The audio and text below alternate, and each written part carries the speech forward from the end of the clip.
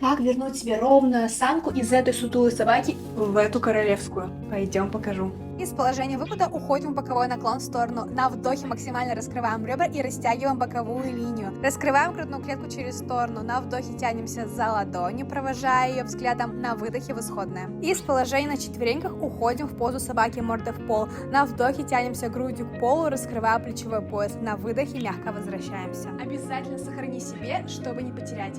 И подпишись. У меня в блоге еще больше полезных упражнений.